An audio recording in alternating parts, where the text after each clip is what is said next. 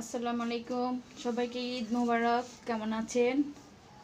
আশা করি সবাই ভালো আছেন। আপনাদের দোয়ায় আলহামদুলিল্লাহ আমরাও ভালো আছি।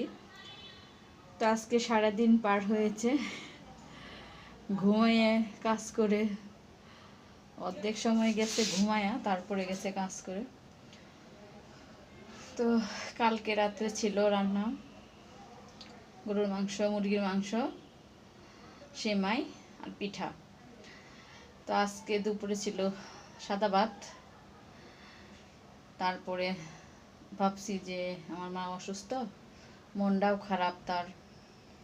পরে আমি জিজ্ঞাসা করলাম যে আজকে কী রান্না করব, বিরিয়ানি খাইবা? কোনো কথা বলে না। পরে জিজ্ঞাসা করলাম যে বিরিয়ানি রান্না করব, বলতেছে রান্না করতে।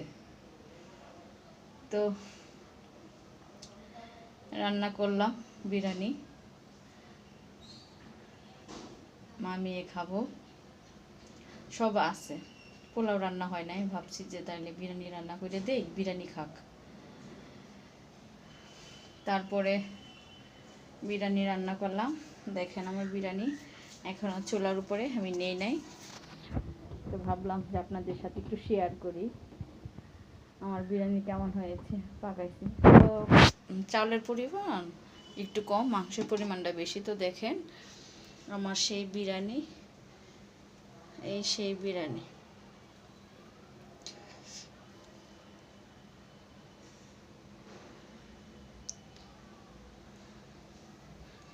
তো বিরিয়ানিটা কেমন হয়েছে সবাই কমেন্ট করবেন, শেয়ার করবেন, লাইক করবেন।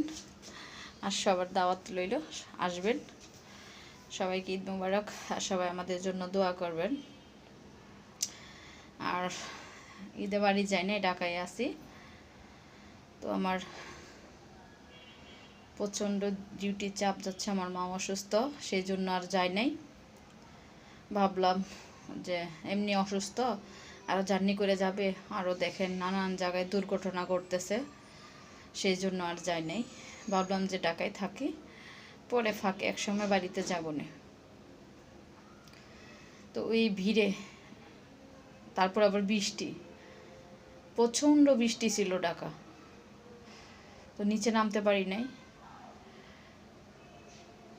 আর বাড়ি যাব, দুইজন যাওয়া একটা রিস্ক হয়ে যায়, সেই জন্য যাই নাই। আর খবরে দেখি যে নানান জায়গায় দুর্ঘটনা, তো মন উঠে যায় বাড়ির যাওয়া। তো ভাবলাম যে রিল্যাক্সে যাবো না, ঈদের পরে যা 2 দিন থাইকা পরে চলে আসবো না। তো সবাই আনন্দভাবে ঈদ করেন, ভালো থাকবেন, সুস্থ থাকবেন, আমাদের জন্য দোয়া করবেন। সবাইকে আসসালামু আলাইকুম, আল্লাহ হাফেজ, ঈদ মুবারক।